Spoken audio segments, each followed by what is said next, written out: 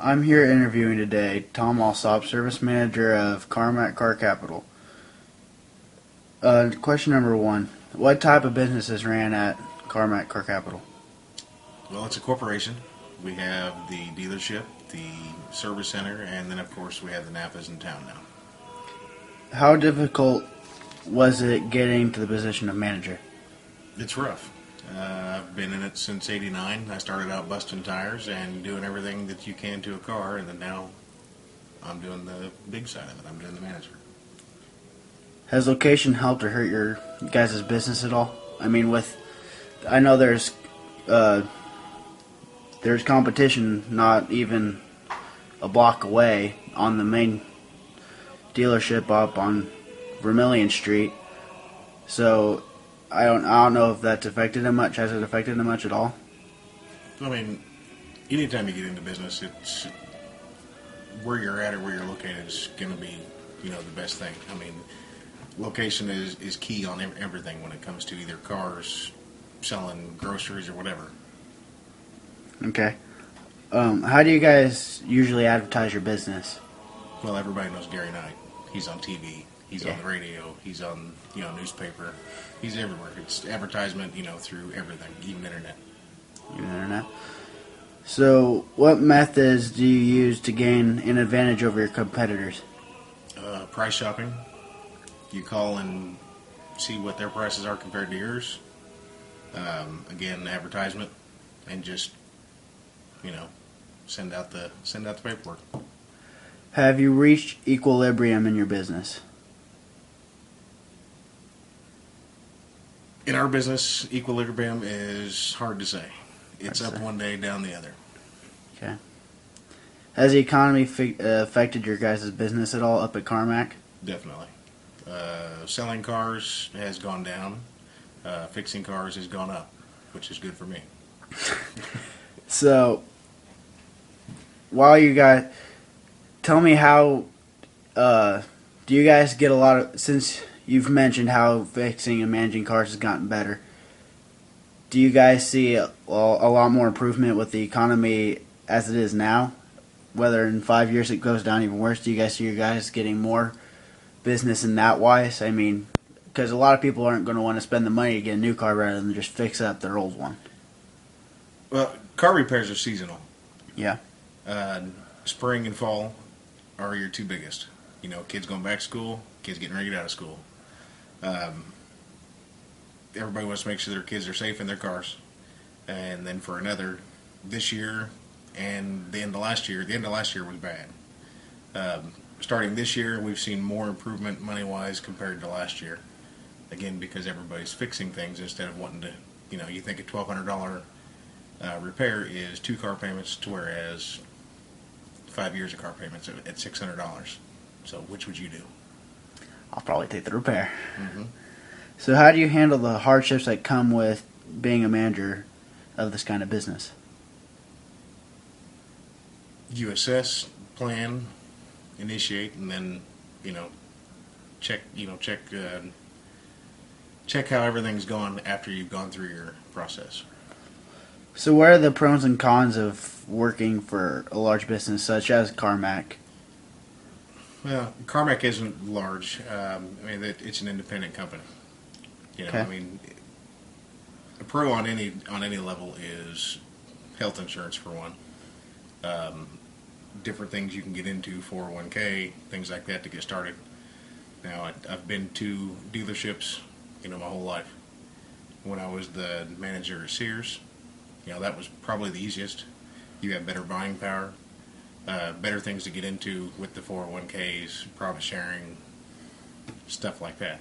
Now, of course, with smaller dealerships, you don't have that. So it's pros and cons, depends on what you're looking at as a pro and con, whether it be healthcare, money, things like that. How do you determine the demand for a product, such as a transmission, oil change, etc.? Well, everybody needs their oil changed. Demand on our product is, again, seasonal. Everybody wants to get their coolant flushed, in the springtime, get it ready for the same thing in the fall and winter, and you always, again, need an oil change or some kind of repair done. Okay. How often do you alter your business based on demand? Daily. Daily? Daily. I mean, you got to know what appointments are coming in. You got to be able to load the shop, keep the technicians busy. Considering if you've got, it doesn't matter if you've got 3 technicians or 7 technicians, you have to have everybody lined up to make their money. Their flat rate. They don't get paid hourly. They get paid by what they do. Okay. How does an increase in minimum wage affect you? So far, really hasn't affected us. I mean, when it comes to a dealership setting, pretty much the only guys that are making minimum wage are the guys washing the cars or changing oil. You know, again, the guys work on flat rate. They get paid by the hours they turn. They're not paid by being there 8 hours. They could turn 6 hours and be there 10 hours a day. So it's how productive they are. So if somebody came to you for advice on managing a business, what would you tell him or her? Again, have a good business plan. You know, if you don't have the capital, have a good backer. Strong plan and just go from there. Have a good product. Is there anything else you'd like to add to this interview? No. I mean, great interview, or... Yeah, just like 60 minutes. I also have another question. How long has Carmack been around in Danville necessarily? Is it like a family-owned business, or did Gary Knight personally just start it? Just to start it? Gary started out selling cars. He's just a farm boy from Dana, Indiana. You know, he came into it as a salesperson. Don Carmack actually started it in '78. And basically, he worked his way up to where, you know, him and Don became a partnership.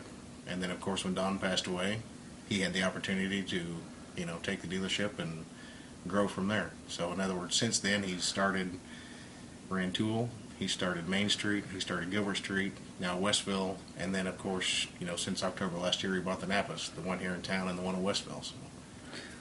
With the current rate, such as him buying the Napas and expanding, does he see personally? Does he see more expansion coming in the near future, such as maybe expanding out to Georgetown or expanding out to Champaign or Urbana? Champaign, Urbana, no. I mean, there's a lot of other independents over there that, you know, would be. There's more competition over there. Yeah. To try to stretch that far. Danville and Westville is about the easiest for right now. Now, like I said, he's in Rantoul. There's not a whole lot of competition there. If he wants to stretch out, I'm sure he can. But you got to think within the last 2 years, we've acquired 3 other dealership parts and, of course, the parts stores. And then, of course, we actually lost Chrysler 2 years ago when they went through bankruptcy. We were one of the dealerships that lost, you know, the Chrysler and Jeep franchise. So at that point, again, we had to adapt, and instead of being Chrysler Service Department, we became the Napa Auto Care Center, and now we're able to fix everything instead of just Chryslers and Jeeps and Dodge. So, in your personal reference or your personal opinion, does experience in this business, as long as you've had it, does it really help you on a plateau wise? Like, do you see yourself going higher and higher and higher with the kind of experience you have, or do you just expect that with your certain experience level that you're set for this certain area for so long? You're always learning. You know, it doesn't matter, again, if you're just the kid changing oil or you're the guy sitting on the top, because the guy sitting on the top could be right down there on the bottom the next day. You know, you always have to keep yourself ahead of the game. Again, plan for the future and just keep your options open. Well, thank you for this time. I appreciate the interview. No problem. Have a good day. Mm-hmm.